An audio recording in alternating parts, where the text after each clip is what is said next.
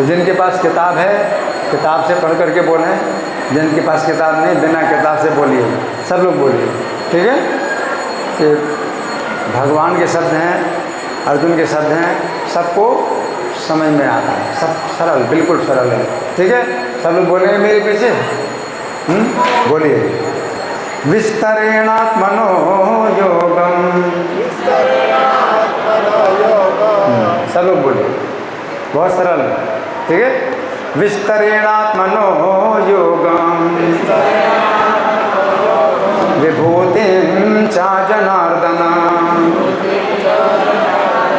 भूयः कथय तृप्तिर्हि शृण्वतो नास्ति मे मृतम्। विस्तरेणात्मनो योगम् विभूतिं च जनार्दन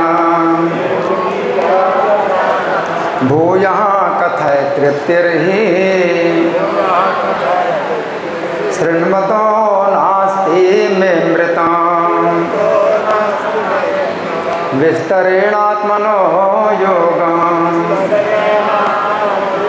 विभूतिं च जनार्दन भूयः कथय तृप्तिर्हि शृण्वतो नास्ति मे मृतम्। और कोई बोलेगा? बोलिए। बोलिए सब लोग।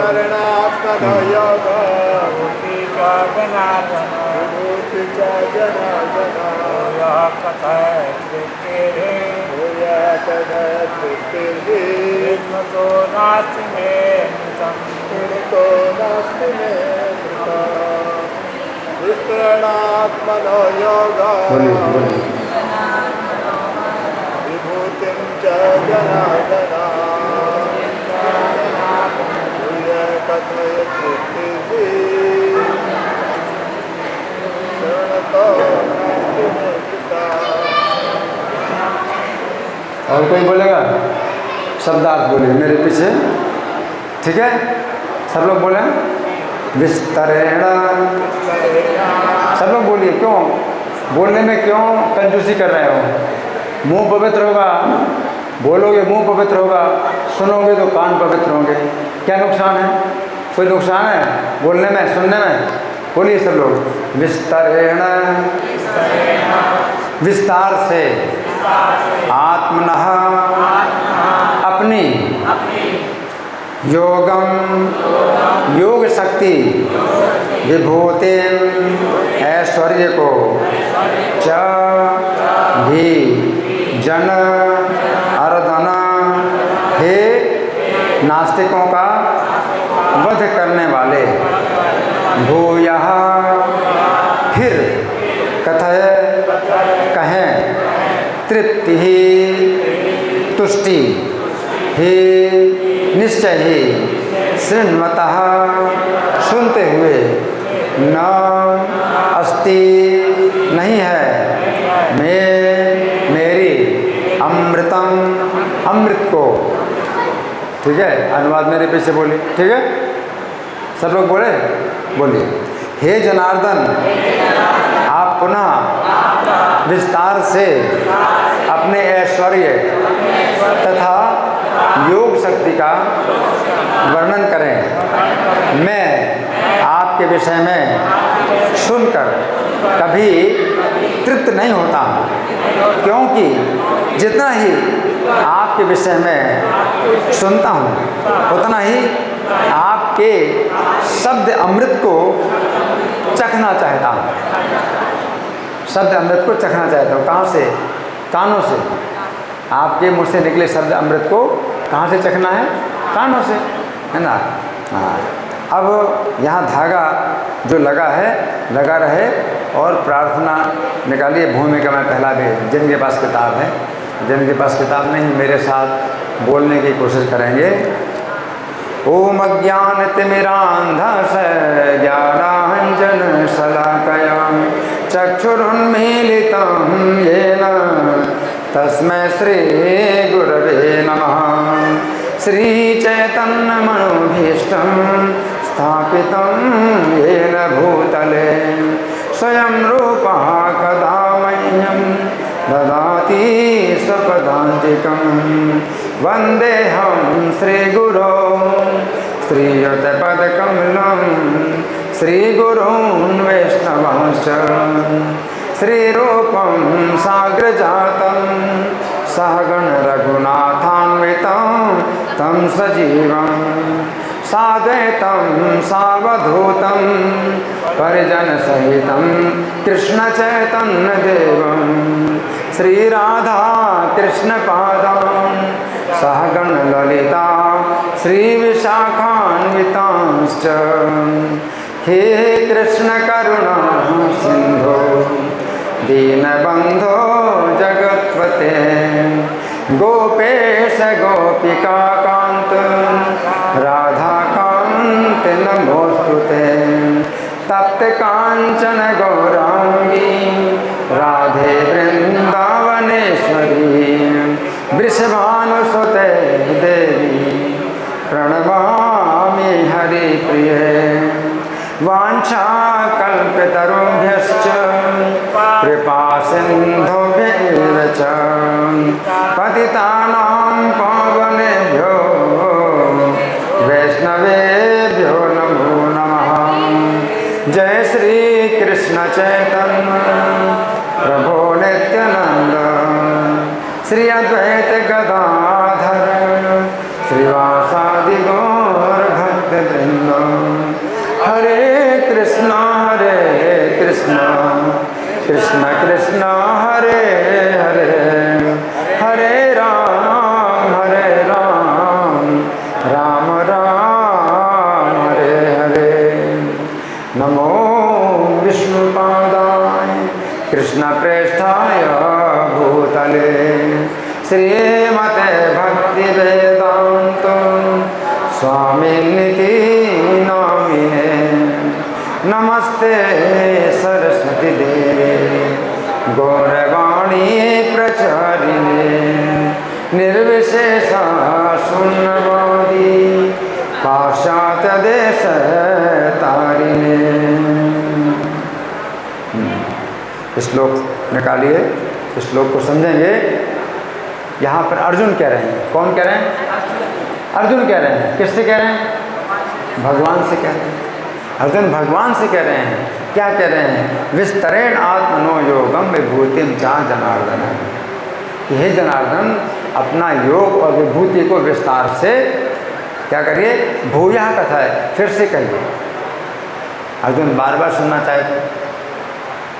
भगवान अपनी जो महिमा बताते हैं तो अर्जुन की वो सुनने की इच्छा और बढ़ती जा रही है। भूया कहते हैं, फिर से कहिए और कहिए।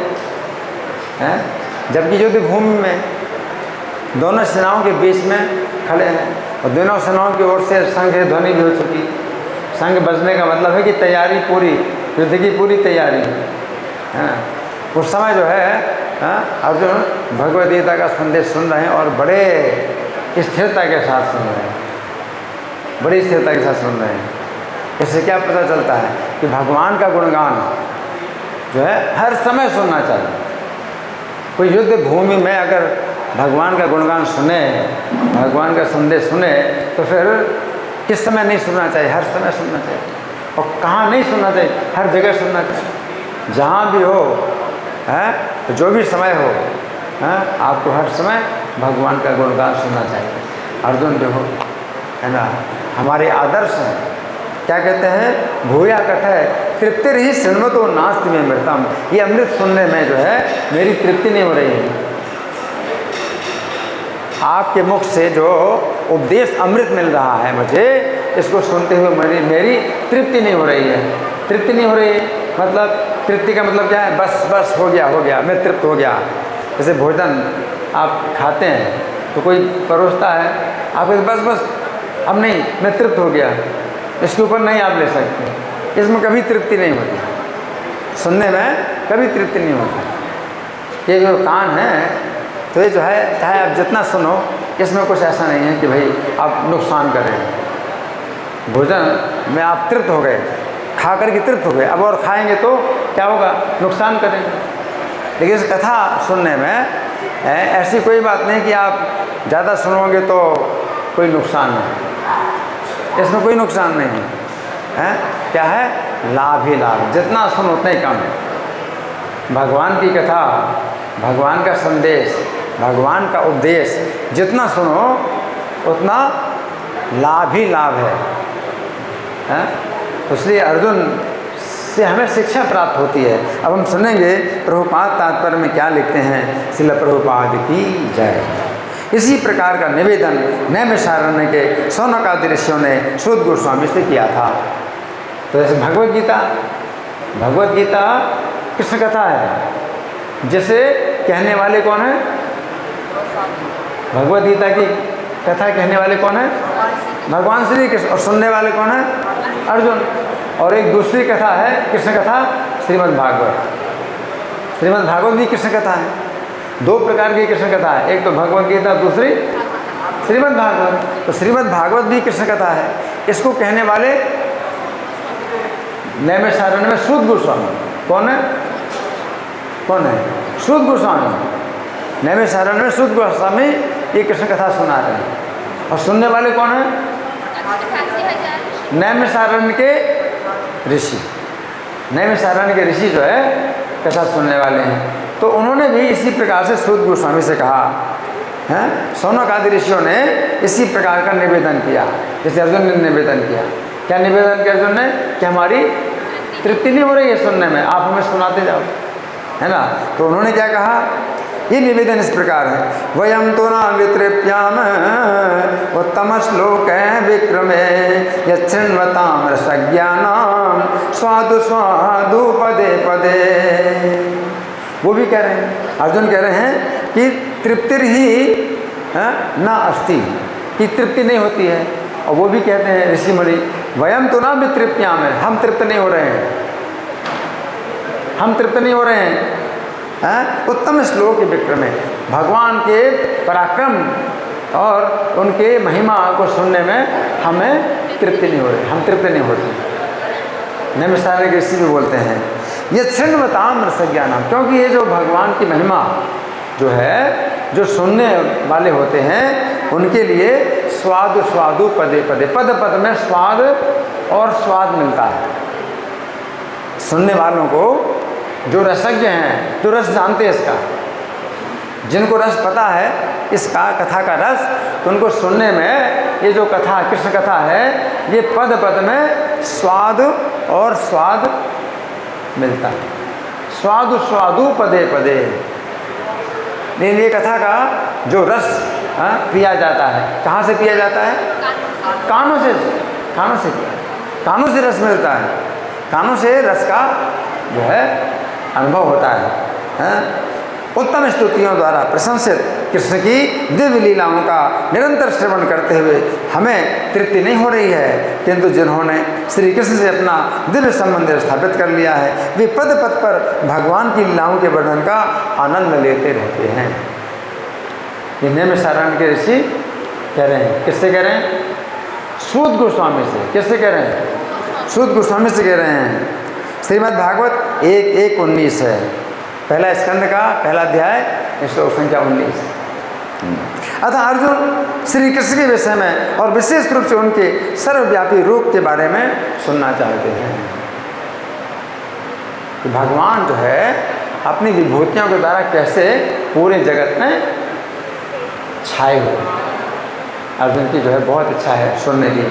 आगे जहाँ तक अमृतम की बात है, कृष्ण संबंधी कोई भी आख्यान अमृत तुल्य है। अमृत है ना, कानों के लिए अमृत क्या है, कृष्ण के संबंध में कोई भी कथा हो, कृष्ण की कोई भी कथा हो, कृष्ण ने कुछ कहा है, वो शब्द भी अमृत है। और कृष्ण के बारे में जो कही गई बातें हैं वो भी अमृत है। कृष्ण के बारे में जो है कोई भी कथा, चाहे उनकी गोवर्धन धारण लीला हो, चाहे रास लीला हो, और चाहे कुरुक्षेत्र की युद्ध लीला, कोई अंतर नहीं, सब अमृत। ये नहीं है कि नहीं हम कुरुक्षेत्र की युद्ध लीला नहीं सुनेंगे, हमें तो रास लीला सुनना है, गलत। रासलीला जैसी अमृत है वैसे उनकी युद्ध लीला भी है। शत्रुओं का वध करते हैं, कृष्ण जो है अपना क्रोध प्रकट करते हैं, वो भी अमृत है। कृष्ण जो है अपने भक्तों से प्रेम करते हैं, अपने शत्रुओं से जो है शत्रुता करते हैं, वो सब अमृत है। कृष्ण शत्रुता करते हैं अपने शत्रुओं से और आप शत्रुओं का वध करते हैं, वो भी अमृत है। आप ये नहीं कह सकते कि नहीं वो हमें नहीं सुनना है। श्री कृष्ण जो है जो संहार करते हैं अपने शत्रुओं का, विनाश करते हैं, वो हमको नहीं सुनना। श्री कृष्ण की विनाश लीला और प्रेम लीला, युद्ध लीला, बाल लीला, यौवन लीला, किशोर लीला, सब लीलाएं क्या है? अमृत है, सब कुछ अमृत है ना। तो आगे रूपा लिखते हैं कि इस अमृत की अनुभूति व्यवहार से ही की जा सकती है। इस अमृत को हम बता नहीं सकते आपको सुनने से खुद ही पता चलेगा। इसका वर्णन नहीं किया जा सकता, व्यवहार से ही की जा सकती है।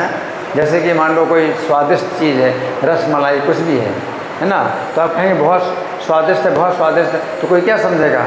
उसको आप चखाओ, चखेगा तो वो समझेगा, नहीं तो समझाने से क्या समझेगा। उसी प्रकार से कृष्ण कथा सुनने से जो रस मिलता है तो उसको हम कैसे बता सकते हैं आपको? आप खुद सुनो और उसका फिर अनुभव तो व्यवहारिक है।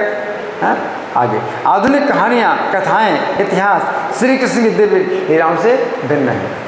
आजकल की कहानियाँ बहुत मिलती हैं, कहानियाँ हैं, इतिहास भी मिलता है।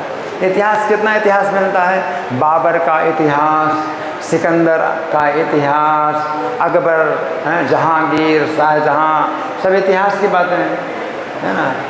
लेकिन ये सब बातें हैं जो कहानियाँ और इतिहास की बातें हैं, ये कृष्ण कथा से बिल्कुल भिन्न है। क्यों? यहाँ तो क्योंकि इन संसारी कहानियों के सुनने से मन भर जाता है। क्या बताया? मन भर जाता है, दोबारा सुनने की इच्छा नहीं होती। जैसे समाचार पत्र के जितनी घटनाएं पढ़नी, अब आपको क्या लगता है? फेंको इसको, अब दोबारा सुनना नहीं। कोई कहे सुनो कल का समाचार पत्र में सुना रहा हूँ, अरे हटाओ हटाओ हटाओ, ये नहीं सुनना। यानी किसी की कथा क्या है?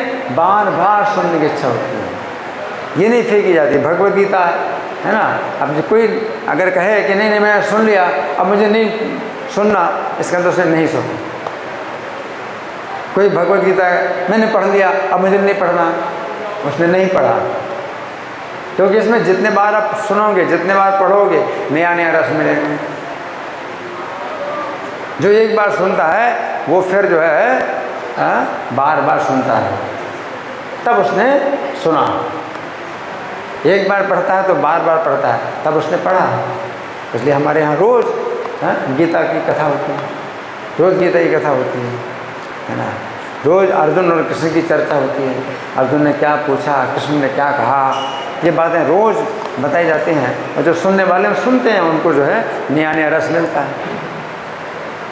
कोई नहीं कहता कि नहीं रोज़ रोज़ मुझे नहीं सुनना है, तो मन भर गया, इससे तो उसने नहीं सुना,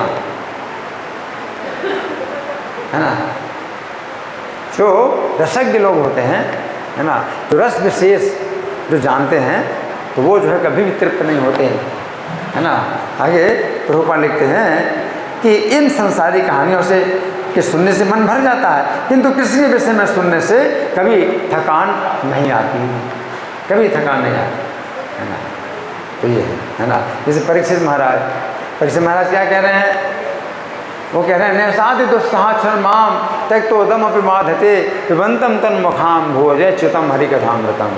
परीक्षित महाराज जो है जब प्यासे थे और जंगल में उनको प्यास लगी, और इतनी प्यास लगी कि पानी मिला नहीं, तो समीक मुनि जो ध्यान मग्न थे उनके गले में मरा हुआ सर्प डाल दिया, और पानी तो मिला ही नहीं। अपने महल में आ गए। जब महल में आ गए तो भी पानी नहीं पिया, उस प्यास में भी उन्होंने पानी नहीं पिया है, और समाचार मिला कि उनकी 7 दिनों में मृत्यु हो जाएगी। तो बिना पानी पिए गंगा के तट पर आ गए, श्रीमद् भागवत सुन रहे हैं। अब देखो उस समय की प्यास, अभी भी प्यास लगी है, लेकिन पानी नहीं पिया है, और भोजन भी नहीं किया, और क्या कह रहे हैं कि इतना जो प्यास और भूख, जो दुस्सा होती है, सहन करना बड़ा मुश्किल है, भूख प्यास, लेकिन मुझे कोई बाधा नहीं हो रही, क्योंकि आपके मुख से पिबंतम तन्मुखाम भोजच्युतम हरि कथामृतम, आपके मुख से निकलता हुआ जो हरि कथा का अमृत पी रहा हूँ मैं, तो मुझे भूख प्यास की कोई बाधा नहीं हो रही, ना नींद की बाधा हो रही है, ना भूख की बाधा हो रही है, ना प्यास की बाधा हो रही है ना। तो वो परीक्षित महाराज हैं ऐसे श्रोता। हम लोगों को तो नींद आ जाती है, हमें नींद आ जाती है, भूख की भी बाधा होती है, प्यास की बाधा होती है, तो भी रोज़ सुनते हैं तो बड़े सौभाग्य की बात है, रोज़ सुनो, चाहे थोड़ा सुनो, है ना। एक घड़ी आधी घड़ी आधी में पुण्याद है ना। तो इसमें जो है अगर थोड़ा भी आप कृष्ण कथा सुनते हो, चाहे आधी घड़ी हो, उससे आधी से भी आधी घड़ी हो, लेकिन उसमें क्या हो रहा है कि हजारों जो है हमारे पाप कट जाते हैं, है ना। तो यहाँ पर रूपा लिखते हैं कि कृष्ण के विषय में सुनने से कभी थकान नहीं आती। यही कारण है कि सारे विश्व का इतिहास भगवान के अवतारों की लीलाओं के संदर्भों से पटा हुआ है। पूरे विश्व का इतिहास पटा हुआ है, किनसे? भगवान के संबंध में कथाओं से, लीलाओं से पटा हुआ है। जहाँ जहाँ भी कथाएँ लीलाएँ होती हैं भगवान की, तो वहाँ फिर जो है लोग छोड़ते नहीं हैं। अब प्रभुपाद ने जो है विदेशों में जाकर के श्रीमद् भागवत का जो सवेरे का लेक्चर है वो शुरू करा दिया। जहाँ भी शुरू करा दिया उन मंदिरों में रोज़ भागवतम का प्रवचन होता है, रोज़। प्रभुपाद ने तो जो है केवल शुरू कराया। अब प्रभुपाद नहीं रहे, प्रभुपाद तो शरीर छोड़ के चले गए, तो लेकिन जिन लोगों को इसका रस मिला, अब वो जो है कर रहे हैं और चलता जा रहा है, और नए नए लोग आते हैं वो भी जुड़ जाते हैं, और नए लोग आते हैं वो भी जुड़ जाते हैं, वो भी जुड़ जाते हैं। तो श्रीमद् भागवत का जितने भी इस्कॉन के मंदिर हैं, हर जगह श्रीमद् भागवत का जो है सवेरे प्रवचन होता है। शाम को गीता का प्रवचन, सवेरे भागवतम का प्रवचन, ये जो चल रहा है। लेकिन अगर मान लो कोई ऐसे ही कहानी, अखबार, समाचार पत्र पढ़ने का नियम बनाए कि भाई 1 घंटा यहाँ समाचार पत्र पढ़ा जाएगा, आओ सुनो, कितने लोग आएंगे सुनने? मान लीजिए रोज़ का समाचार पत्र जो है मैं पढ़ के सुनाऊंगा यहाँ, है ना, आप लोग आओगे सुनो, उसमें कोई रस नहीं है, कोई रस नहीं है। और श्रीमद् भगवद गीता का रोज़ प्रवचन हो रहा है, रोज़ जो है लोग आ रहे हैं, लोग रोज़ सुन रहे हैं, है ना। अंतर है, बहुत बड़ा अंतर है। ये वो कहानी नहीं है जैसे कि जवाहरलाल नेहरू की जो है कहानी है, और भी बहुत से, निक्सन, अमेरिका के निक्सन जो प्रेसिडेंट थे उनकी कहानी, वो ये चीज़ नहीं है। ये जो है भगवान की कथा है, और ये भगवान की कथा अमृत है, और बाकी जितनी कथाएं वह सब क्या है? मृत। क्या है? मृत, मतलब मरी हुई है। इसलिए किसी को भी जो है उसमें फिर क्या है कि वो रस नहीं मिलता, और इसमें क्या है? नया नया रस मिलता है। स्वादु स्वादु पदे पदे। आगे प्रभुपाद लिखते हैं, यही कारण है कि सारे विश्व का इतिहास भगवान के अवतारों की लीलाओं के संदर्भों से पटा हुआ है। हमारे पुराण विगत युगों के इतिहास हैं जिनमें भगवान के विविध अवतारों की लीलाओं का वर्णन है। प्रभुपाद हमारे पुराण कितने? 18 पुराण हैं, 18 महापुराण हैं, 18 उप पुराण, 18 महापुराण हैं, 18 उप पुराण। इन सभी पुराण का मतलब है जो इतिहास ही होता है, लेकिन पुराण का मतलब क्या है? पुरा अपि नवम, पहले का होता हुआ भी, मतलब बहुत पहले की बातें होती हुई क्या है? नई है, इसको कहते हैं पुराण। पुरा अपि नवम, पुरा माने पहले का, प्राचीन की होते हुए भी क्या है? नई। पुराण की कथा, पुराण सुन, भगवद गीता, ये भगवान का संदेश, भगवान का उपदेश, श्रीमद् भागवत महापुराण। तो ये सब जो है क्या है कि दिव्य हैं, है ना। आगे प्रभुपाद लिखते हैं इस प्रकार बारंबार पढ़ने पर भी विषय वस्तु नवीन बनी रहती है। बार बार पढ़ें, बार बार सुने तो भी नवीन रहता है। यहाँ प्रभुपाद का तात्पर्य समाप्त हुआ। अब मैं सुन के सुनाऊंगा आपको श्री भगवान ने कहा कि व्याख्या से। आप सुनिए बड़े ध्यान से। पिछले से पिछले श्लोक में अर्जुन ने कहा था, कौन सा? पिछले से पिछले श्लोक, ये 18वां श्लोक है। पिछला श्लोक था 17वां और पिछले से पिछला श्लोक था 16वां। तो 16वें श्लोक में अर्जुन ने कहा था कि हे श्री कृष्ण, आप अपनी दिव्य विभूतियों का वर्णन संपूर्णता से कर सकते हैं। उस समय हमने चर्चा की थी कि अर्जुन शिष्टाचारवश श्री कृष्ण को आदेश नहीं देना चाहते हैं कि अपनी विभूतियों का वर्णन संपूर्णता से करें, आदेश नहीं देना चाहते हैं। फिर अर्जुन ने पिछले श्लोक में प्रश्न किया कि हे श्री कृष्ण, मेरे लिए किन किन भावों में आपका चिंतन करना उचित है। उस समय श्री कृष्ण के कुछ ऐसे संकेत मिले कि अर्जुन को अब बल प्राप्त हो गया कि वे श्री कृष्ण से कह रहे हैं कि हे श्री कृष्ण, आप विस्तार पूर्वक अपनी योग शक्तियों और विभूतियों का वर्णन कीजिए। अब अर्जुन ने जो है सीधे भगवान से कहा कि आप सुनाइए। यहाँ पर अर्जुन को श्री कृष्ण का कुछ इस प्रकार का संकेत प्राप्त हुआ कि हे अर्जुन, यदि तुम्हारी सुनने की इच्छा है तो मैं सुनाने के लिए तैयार हूँ। ऐसी स्थिति में अर्जुन के लिए आवश्यक हो गया अपनी ओर से आग्रह करें कि वे सुनना चाहते हैं। तो फिर अर्जुन ने क्या कहा कि अपनी योग शक्तियों विभूतियों का विस्तार पूर्वक वर्णन कीजिए, है ना। तो यहाँ पर अर्जुन कह रहे हैं कि हे श्री कृष्ण, आप अपनी योग शक्तियों और विभूतियों का विस्तार पूर्वक वर्णन कीजिए। हमें समझना चाहिए कि श्री कृष्ण की योग शक्ति के ही द्वारा किसी वस्तु या व्यक्ति में कुछ विशेष तेज, विशेष सौंदर्य, विशेष पराक्रम या विशेष प्रभाव उत्पन्न होता है। ये किसी की योग शक्ति है। मेरे अंदर कुछ विशेष गुण अगर आया है तो श्री कृष्ण की योग शक्ति से मेरे अंदर आया है। हर व्यक्ति के अंदर कुछ विशेष गुण होगा जो किसी के अंदर नहीं। आपके अंदर भी कुछ विशेष गुण, आपके अंदर कुछ विशेष गुण है जो दूसरे किसी के अंदर नहीं है। तो वो क्या है? श्री कृष्ण की योग शक्ति है। योग शक्ति है। किसी में विशेष पराक्रम है, किसी में विशेष सौंदर्य है, किसी में विशेष तेज है, और वो वस्तु या व्यक्ति श्री कृष्ण की विभूति कहलाता है। तो योग और विभूति के दोनों शब्द जो है समझना चाहिए। श्री कृष्ण के योग के द्वारा हमें कुछ शक्ति और सौंदर्य या तेज मिलता है, तो वो विभूति। तो मैं विभूति बन गया श्री कृष्ण की, है ना। आगे श्री कृष्ण की योग शक्ति को समझने पर ही हम समझ पाते हैं कि कोई भी वस्तु या व्यक्ति श्री कृष्ण की विभूति तभी बन पाता है जिस समय श्री कृष्ण अपनी योग शक्ति से उस वस्तु या व्यक्ति को कुछ विशेष तेज, प्रभाव या सौंदर्य प्रदान करते हैं। अन्यथा लोग उन वस्तुओं और व्यक्तियों के विशेष तेज या प्रभाव को देखकर प्रभावित अवश्य होते हैं, परंतु उनमें श्री कृष्ण का कोई भी गुण नहीं मानते हैं। तो यहाँ पर अर्जुन कह रहे हैं कि हे श्री कृष्ण, आप मुझसे अपनी विभूतियों का वर्णन इस प्रकार कीजिए कि मैं उन विभूतियों में आपकी योग शक्ति का दर्शन करूँ।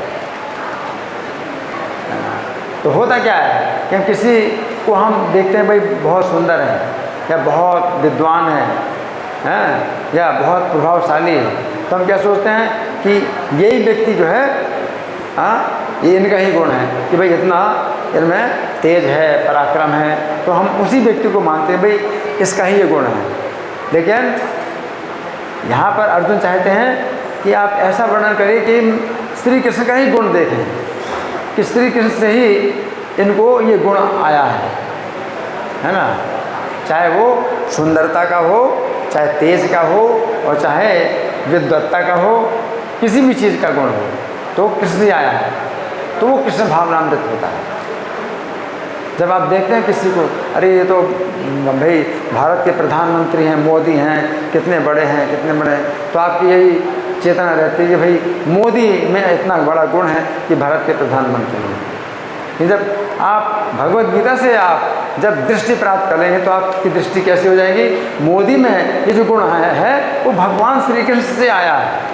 तो आप श्री कृष्ण का ही चिंतन करो कि श्री कृष्ण से ही आया है। मोदी अपने आप में ये स्वतंत्र नहीं है कि इनमें इतना गुण आ गया है, इतना प्रभाव आ गया है ना। कोई बहुत बड़ा डॉक्टर होता है तो उसके बारे में आप सोचते हैं कितने बड़े डॉक्टर हैं, तो आप उसके बारे में सोचते हो।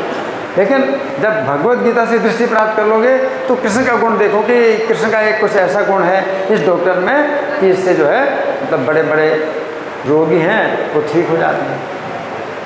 तो हमेशा कृष्ण का ही आप जो है चिंतन करो, वो दृष्टि जो है हमें प्राप्त होती है गीता से। श्री कृष्ण की प्रत्येक विभूति में श्री कृष्ण की योग शक्ति इस प्रकार छिपी हुई है, यदि श्री कृष्ण नहीं बताएंगे तो हम नहीं समझ सकते। ये समझने की बात है कि श्री कृष्ण की ये सभी विभूतियाँ अपने विलक्षण कार्य करती रहती हैं। श्री कृष्ण की सभी विभूतियाँ अपने विलक्षण कार्य करती रहती हैं और श्री कृष्ण को इस संबंध में कोई भी प्रयास नहीं करना पड़ता। श्री कृष्ण की योग शक्ति कार्य करती है, कृष्ण को कोई प्रयास नहीं करना पड़ता है, उनकी योग शक्ति ही कार्य कर रही है। श्री कृष्ण की योग शक्ति का ऐसा आश्चर्य है कि श्री कृष्ण के बिना कोई प्रयास किए ये योग शक्ति अलग अलग विभूतियों के रूप में कार्य करती रहती है ना। अब अर्जुन क्या कह रहे हैं कि आपके अमृत को सुनते हुए मुझे तृप्ति नहीं हो रही है। यहाँ पर अर्जुन जिस अमृत की बात कर रहे हैं वो कोई दूसरा ही अमृत है, दूसरे प्रकार का अमृत है। अर्जुन जो कह रहे हैं ये बात समझने की है कि श्री कृष्ण कथा का अमृत कुछ अलग ही है। जो अमृत क्षीर समुद्र के मंथन से उत्पन्न हुआ था, कथा बहुत प्रसिद्ध है, क्षीर समुद्र के मंथन से अमृत उत्पन्न हुआ था। उस अमृत को उन देवताओं ने पिया जो मृत्यु से भयभीत थे। उस अमृत को पिया था देवताओं ने हैं। उस अमृत को पीने के बाद भी ब्रह्मा जी के एक दिन में 14 इंद्र बदल गए। तो क्या फायदा? देवताओं ने अमृत पिया लेकिन ब्रह्मा जी के एक दिन में 14 बार इंद्र बदल गए, सब देवता भी बदल गए। तो अमृत का क्या फायदा हुआ?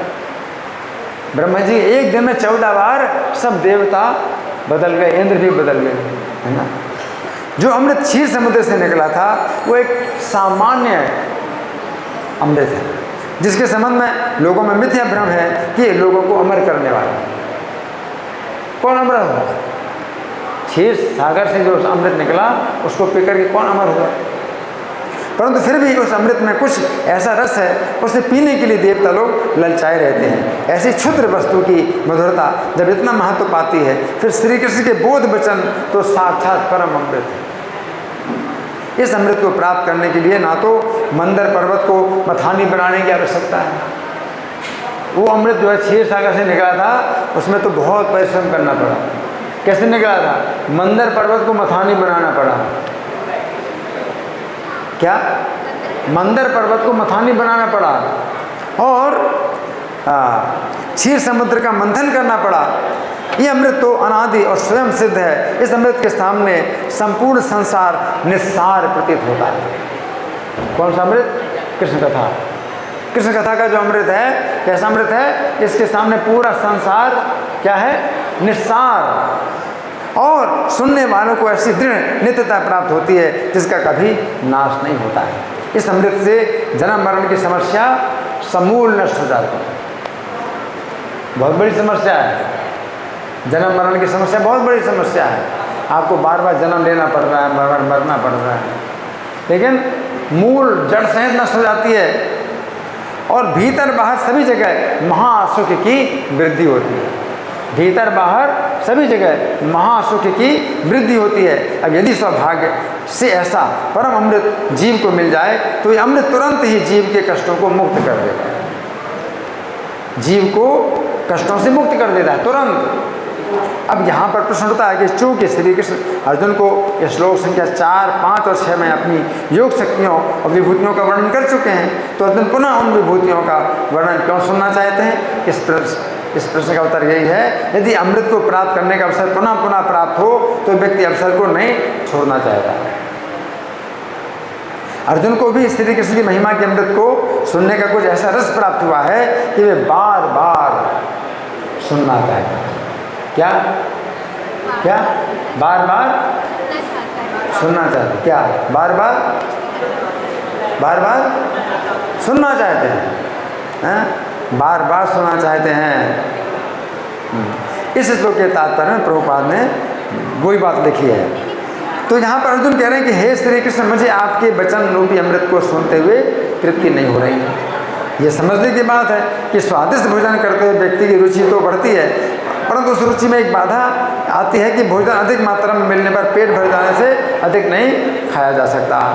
परंतु श्री कृष्ण की विभूतियों का अंत नहीं है, अर्जुन की रुचि का भी अंत नहीं है। इस प्रकार कानों के द्वारा अमृतमय वचनों को सुनते हुए ना तो उन वचनों का ही अंत आता है, न ही उनको सुनते हुए तृप्ति ही होती है। अतः अर्जुन चाहते हैं कि श्री कृष्ण ऐसे अमृत वचन सुनाते ही जाएं, है ना। यहाँ पर अर्जुन कह रहे हैं कि हे श्री कृष्ण, मुझे आपके वचन रूपी अमृत को सुनते हुए तृप्ति नहीं हो रही है ना। तो भागवत 1:19 में नैमिषारण्य के ऋषि भी श्री सूत गोस्वामी से कहते हैं कि हे सूत, हम श्री कृष्ण की महिमा को सुनते हुए तृप्त नहीं होते हैं, क्योंकि जो लोग श्री कृष्ण कथा के रस को जानते हैं उन्हें श्री कृष्ण कथा के प्रत्येक पद पर नया नया स्वाद मिलता है। यहाँ पर अर्जुन कह रहे हैं कि हे श्री कृष्ण, मुझे आपके वचन रूपी अमृत को सुनते हुए तृप्ति नहीं हो रही है। इस संबंध में पद्म पुराण के उत्तरखंड में भागवत महात्म्य के अंतर्गत अध्याय संख्या 1 में वर्णन आता है कि जिस समय सुखदेव गोस्वामी राजा परीक्षित को श्रीमद् भागवत कथा सुनाने के लिए सभा में विराजमान हुए, जिस समय सुखदेव गोस्वामी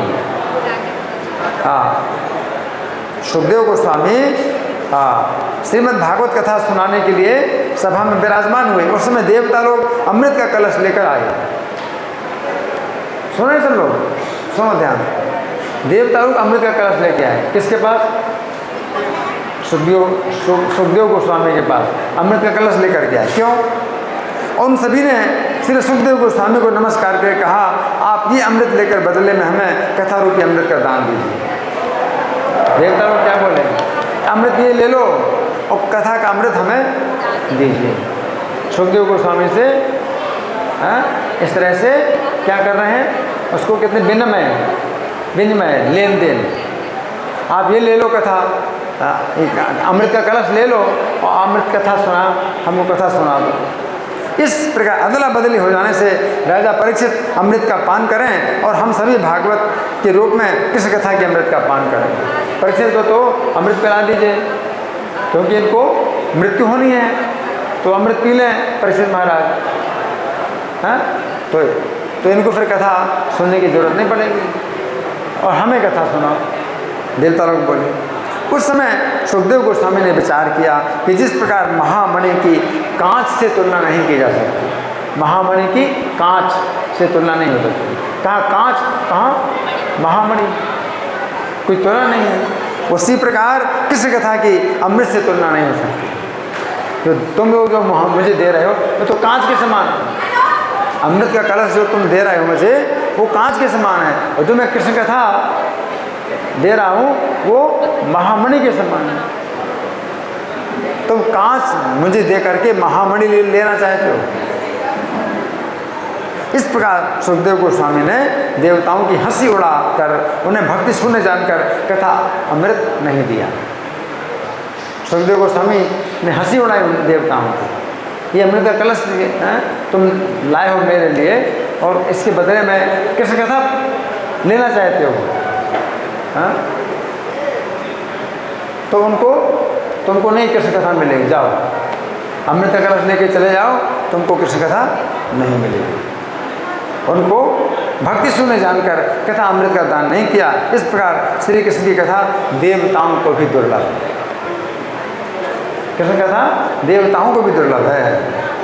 पद्म पुराण के उत्तरखंड में भागवत महात्म्य के अंतर्गत अध्याय संख्या 1 में यह भी वर्णन आता है कि श्रीमद् भागवत रूपी कृष्ण कथा के श्रवण से राजा परीक्षित को वैकुंठ की प्राप्ति देखकर ब्रह्मा जी को भी बहुत आश्चर्य हुआ था। परीक्षित महाराज ने श्रीमद् भागवत कथा सुनी, कृष्ण कथा सुनी और वैकुंठ की प्राप्ति हो गई, तो ब्रह्मा जी को भी बड़ा आश्चर्य हुआ। क्या ब्रह्मा जी को क्या हुआ? आश्चर्य हुआ। थोड़ा आश्चर्य, बड़ा आश्चर्य, बड़ा आश्चर्य हुआ, बड़ा आश्चर्य हुआ। उन्होंने सत्यलोक में तराजू बांधी, तराजू बांधकर सभी साधनों को तौला, अन्य सभी साधन तौल में हल्के पड़ गए और भागवत के रूप में कृष्ण कथा ही भारी रही। कृष्ण कथा को तौला सब साधनों से, कई प्रकार के साधन हैं, तपस्या है, जप है, दान है, व्रत है, तीर्थ है, कितने साधन हैं, सब एक पलड़े में रखे और कृष्ण कथा को एक पलड़े में रखा, तो कौन सा भारी रहा? कृष्ण कथा का पलड़ा भारी था। सब साधन मिलकर के भी कृष्ण कथा के समान नहीं नहीं नहीं है। ये देखकर सभी ऋषियों को बड़ा विस्मय हुआ, सभी ऋषियों को बड़ा विस्मय हुआ। इस घटना से पता चलता है कि कृष्ण कथा ही सभी साधनों की तुलना में सबसे अधिक कल्याणकारी है। प्रभुपाद कहा करते थे कि कृष्ण कथा 2 प्रकार की होती है। क्या? कृष्ण कथा कितने प्रकार की? 2 प्रकार की होती है। पहले प्रकार की कृष्ण कथा भगवत गीता है। क्या है? भगवत गीता है, जो श्री कृष्ण के द्वारा कही गई है। और दूसरे प्रकार की कृष्ण कथा भागवत है, जो श्री कृष्ण के विषय में कही गई है। कलयुग में कृष्ण कथा के अतिरिक्त सुरक्षा का कोई भी उपाय नहीं। कलयुग में कृष्ण कथा के अतिरिक्त सुरक्षा का कोई भी उपाय नहीं है। कलयुग में सत्य, शौच, तपस्या, दान, दया सभी साधन निर्बल हो जाते हैं। कलयुग में सत्य, शौच, तप, दया, दान सभी साधन निर्बल हो जाते हैं। महात्माओं के आश्रमों में यवनों का अधिकार हो जाता है, तीर्थों में यवनों का अधिकार हो जाता है, नदियों पर यवनों का अधिकार हो जाता है। ये दुष्ट लोग बहुत से मंदिर भी नष्ट कर देते हैं। सभी साधन कलयुग की अग्नि में भस्म हो जाते हैं। केवल श्री कृष्ण की कथा ही एकमात्र उपाय है जिससे मन की शुद्धि होती है। इसलिए यहाँ पर अर्जुन श्री कृष्ण से कह रहे हैं कि हे श्री कृष्ण, मैं आपके वचन रूपी अमृत को सुनते हुए तृप्त नहीं हो रहा। अब देखो, इस श्लोक का प्रभुपाद ने बंगाली पद्यानुवाद किया है, बंगाली कविता बनाई। हर श्लोक की प्रभुपाद ने बंगाली कविता बनाई है ना। इसकी बंगाली कविता क्या है? हे जनार्दन तोमार योग्य विभूति, हे जनार्दन तोमार योग्य विभूति, विस्तारे सुनीते मन है छे से अति, विस्तारे सुनीते मन है छे से अति, पुनः पुनः बोल यदि तबु तृप्त नोय, पुनः पुनः बोल यदि तबु तृप्त नोय, अमृत तुम्हारे कथा मृतत्व न है, अमृत तुम्हारे कथा मृतत्व न होय। तो यहाँ पर अर्जुन श्री कृष्ण कह रहे हैं तुम्हार कथा, तो अमृत तुम्हार कथा मृतत्व न होय, अर्थात हे श्री कृष्ण, आपके मुख से निकले हुए वचनों में अमृत है जिसके द्वारा मृत्यु का सर्वथा अभाव हो जाता है ना। तो हमारे पास अभी कुछ समय है, आप लोगों की ओर से कोई प्रश्न है, कोई चर्चा है या मैं प्रश्न करूँ? मैं प्रश्न करूं? आपकी ओर से कोई प्रश्न, चर्चा? मैं प्रश्न करूं? मैं प्रश्न करूं? ठीक है, मैं प्रश्न कर रहा हूं। तो आज के श्लोक में अर्जुन जो भगवान से कह रहे हैं कि आप विस्तार से अपनी महिमा बताइए, आप विस्तार से अपनी महिमा बताइए। क्यों? अर्जुन क्यों कह रहे हैं कि फिर से बताइए? आपने तो बताया अपनी महिमा, लेकिन फिर से बताइए। क्यों? अर्जुन क्यों कह रहे हैं कि फिर से बताइए? बार बार सुनने से भी तृप्ति नहीं होती है, बार बार सुनने से भी तृप्ति नहीं होती है। अर्जुन कह रहे हैं बार बार सुनने से तृप्ति नहीं होती है। तो ये जो कथा का अमृत है, ये कहाँ से पिया जाता है? कान से पिया जाता है, कान से पिया जाता है ना। अगर आप मुंह से कुछ पीते हो, रस, कोई भी रस होता है, रस मलाई हो, कुछ भी हो, तो कितना पियोगे? नहीं पी सकते, पेट फट जाएगा, पेट फट जाएगा, आप नहीं पी सकते। एक कान से कथा का रस आप जितना पियो उतने कम है। हाँ, परीक्षित महाराज ने कथा का रस कानों से पिया। कितना पिया? 7 दिन और 24 घंटे, 24 गुणे 7, कितना? 24 गुणे 7, ना सोए, ना खाए, ना पिए, कथा अमृत सुनते हैं। उसी में हमको जो है ना नींद की बात हो रही है, ना भूख की बात हो रही है, ना प्यास की बात हो रही है। अब ऐसा हम तो नहीं कर सकते, हम तो ऐसे नहीं कर सकते, लेकिन तो भी कितना कर सकते हैं, कम से कम रोज़ कुछ समय के लिए तो बैठो, कुछ समय के लिए तो सुनो, है ना, कम से कम रोज़। तो प्रभुपाद ने सबसे बड़ा जो है रक्षा का कार्य किया है, पूरे जगत, पूरी दुनिया की रक्षा की प्रभुपाद ने, कि इस्कॉन के जितने भी मंदिर हैं सब जगह, सभी मंदिरों में सवेरे कथा कौन सी, भागवतम की, और शाम को कथा कौन सी, भगवद गीता। इस्कॉन के मंदिर, तो मंदिर इस्कॉन के मंदिरों में ही विशेषता है। दूसरे मंदिरों में बड़ी बड़ी लाइन लगी है, बस दर्शन करो निकलो, दर्शन करो निकलो, जाओ चलो, बस भगाते रहते हैं, चलो चलो चलो। लेकिन यहाँ पर रोज़ कैसे हैं, दर्शन करने के लिए आए, लेकिन फिर अगर सुनना चाहो तो कोई शुल्क नहीं है, कोई फीस नहीं है, और क्या मिल रहा है, वो अमृत मिल रहा है जो देवताओं के अमृत से करोड़ों गुना बढ़ करके ये अमृत आपको मिल रहा है, कृष्ण कथा का अमृत मिल रहा है, और बिना किसी फीस के, बिना किसी खर्चा के, आपको कुछ भी खर्चा नहीं करना पड़ता है। अपने मनुष्य के जीवन का आप ये समय जो है सबसे ज़्यादा इसका लाभ है। मनुष्य के जीवन का समय बड़ा मूल्यवान है, क्यों, इससे आप कृष्ण कथा का अमृत पा सकते हैं। दूसरे पशु पक्षी हैं वो नहीं पा सकते कृष्ण कथा।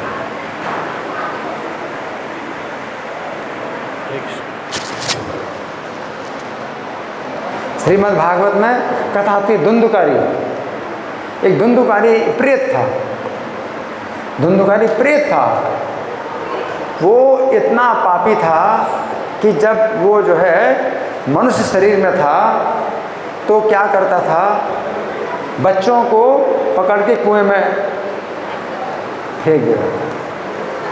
सोचिए कितना पापी, खेलते हुए बच्चों को पकड़ के कुएं में फेंक देता है, और मकानों में आग लगा देता है, वेश्यावृत्ति करता था, शराब पीता था।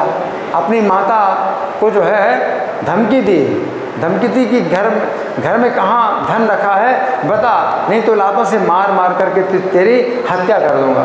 अपनी माता को बोला,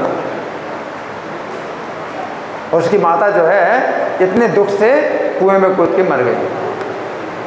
फिर वो अपने घर में 5 वेश्याओं को ला करके रहने लगा, 5 वेश्याओं को ला करके रहने लगा। और फिर क्या होता है, वो 5 वेश्याएं मिल करके उसकी हत्या करती हैं, और ये धुंधुकारी प्रेत बना। और प्रेत बना तो बड़ा कष्ट पा रहा था, है ना। तो अपने भाई गोकर्ण को जो है उसने प्रार्थना की कि भाई तुम मेरे भाई हो तो मेरी रक्षा करो, मुझे प्रेत होने से बचाओ। गोकर्ण ने कहा कि अरे तुम्हारे नाम से तो मैंने गया में पिंडदान किया था। तो बोला कि भैया मैं इतना पापी हूँ कि तुम 100 साल तक भी पिंडदान करोगे तो फिर मेरा उद्धार नहीं होगा। मैं इतना पापी हूँ कि तुम 100 साल तक भी गया में पिंडदान करोगे तो मेरा उद्धार नहीं होगा। तो गोकर्ण बोले फिर क्या करूँ? बोले तुम विचार करो कि मेरा कैसे उद्धार होगा, तुम्हें विचार करो। तो गोकर्ण ने फिर जो है गांव वालों को बुलाया, सबको इकट्ठा किया, विचार किया भाई गोकर्ण जो हमारा धुंधुकारी जो हमारा भाई है वो तो प्रेत योनि में पड़ा है, उसको कैसे छुड़ाया जाए। तो सब जितने भी पंडित लोग थे वो सब विचार कर रहे हैं, कोई निष्कर्ष नहीं निकल रहा कैसे। तो उन्होंने गोकर्ण ने सूर्यदेव से प्रार्थना की, सूर्य देवता आप जो है सब साक्षी हैं, हर चीज़ के साक्षी हैं, आप बताइए कि धुंधुकारी का उद्धार किस प्रकार से किया जा सकता है। तो सूर्यदेव ने जो है अपना रथ रोक दिया, आकाश में अपना रथ रोक दिया, स्पष्ट आवाज़ में कहा कि धुंधुकारी का उद्धार श्रीमद् भागवती कथा के बिना और किसी उपाय से नहीं हो सकता। तब फिर गोकर्ण ने श्रीमद् भागवत कथा सुनाई, 7 दिन तक कथा सुनाई। तो वो प्रेत जो है अब चूँकि हवा का शरीर था तो खुली हवा में वो बैठ नहीं सकता, प्रेत जो है खुली हवा में नहीं बैठ सकता, उनका शरीर हवा जैसा होता है तो खुली हवा में बैठ नहीं सकता। तो वो ढूंढ रहा था स्थान कि कहाँ से बैठ करके भागवत कथा सुनूं। तो एक बांस गड़ा था, 7 गांठें उसमें थी। तो सबसे नीचे के गांठ में जो है एक छेद था, उस छिद्र में बैठ गया। जहाँ हवा ना चले वहाँ पर प्रेत रुक पाता है ना। तो बांस 7 गांठों वाले बांस के सबसे नीचे जो छिद्र था उसमें बैठ करके भागवत कथा सुनने लगा। तो पहले दिन उसने भागवत कथा सुनी तो कथा के अंत में बड़ी जोर से आवाज़ हुई और गांठ फटी, बांस की नीचे वाली गांठ फटी, बड़ी जोर से आवाज़ हुई। कथा का दूसरे दिन हुआ, समाप्त हुई कथा तो दूसरी गांठ बड़ी जोर से फटी। ऐसे 7वें दिन के अंत में कथा समाप्त हुई तो 7वीं गांठ फटी और जो गोकर्ण था वो धुंधकारी था, प्रेत योनि से क्या हो गया, उसको भागवत शरीर प्राप्त हो गया, भगवान जैसा शरीर प्राप्त हो गया। वो भगवान नहीं बनता लेकिन भगवान का स्वरूप प्राप्त हो गया। वैकुंठ से विमान आया और धुंधकारी जो है 4 भुजाओं का हो गया, जैसे भगवान जैसा रूप उसको मिल गया, 4 भुजाओं का हो गया। और उसने जो है अपने भाई गोकर्ण से जो है बहुत उसने धन्यवाद दिया कि आपने मुझे प्रेत योनि से क्या छुड़ाया, वो तो संसार बंधन से छुड़ा दिया, अब तो वैकुंठ जा रहा हूँ। वैकुंठ से विमान आया और विमान में बैठ करके वैकुंठ चला गया। इस प्रेत ने जो है कथा कैसे सुनी थी, बिना खाए पिए, ना तो सोया ना खाया ना पिया, 7 दिन तक उसने जो है कथा सुनी और वैकुंठ चला गया। जैसे परीक्षित महाराज ने 7 दिन कथा सुनी, ना खाया ना पिया ना सोए, 7 दिन कथा सुनी और वैकुंठ चले गए। धुंधकारी प्रेत ने भी 7 दिनों तक कथा सुनी, बिना खाए पिए सोए और वैकुंठ चला गया। उसके बाद फिर जो है जितने लोग थे, गांव के लोग थे, तो उन्होंने सोचा रे एक प्रेत का जो है अगर 7 दिनों में वैकुंठ की प्राप्ति हो गई तो दोबारा कथा करो, अब हम लोग भी वैकुंठ जाएंगे। तो उन लोगों ने भी कथा इसी प्रकार से सुनी। कुछ नियमों का पालन करें, कथा सुनना है तो नियमों का पालन करो, है कि बीच में नींद की बाधा ना हो, है ना, आप जो है स्थिरतापूर्वक सुन सको। तो उससे क्या होगा, 7 दिन की कथा सुन करके पूरे गांव के लोग जो है वैकुंठ गए। जितने मनुष्य थे उतने ही विमान आए, एक एक विमान सबके लिए वैकुंठ से, और सब लोग जो है विमान में बैठ करके जो है वैकुंठ चले गए कथा सुन करके, है ना। तो कथा में दे सकती, ब्रह्मा जी भी चकित हो गए, अरे कथा 7 दिनों में वैकुंठ की प्राप्ति, हाँ। तो तराजू मंगाया, अरे भाई ज़रा देखो तो तौल करके कितना कथा में कितनी शक्ति है। ऐसी तराजू हमारे पास तो नहीं है कि कथा को तोड़ें किसी साधन से। तो एक पलड़े में कथा, कृष्ण कथा रखी, दूसरे पलड़े में सब साधन रखे, हैं, जप है, तपस्या है, ध्यान है, तीर्थ हैं, है ना, व्रत हैं, सब साधन रखे और कर ये एकदम भारी पूरा पलड़ा नीचे चला गया कथा का, हैं, और सब ऊपर हो गए, हल्के हो गए, सब मिलकर के भी हल्के हो गए। कृष्ण कथा का इतना महात्मा है। धन्यवाद। श्री कृष्ण कथा महामहोत्सव की जय, श्रील प्रभुपाद की जय। हरे कृष्णा।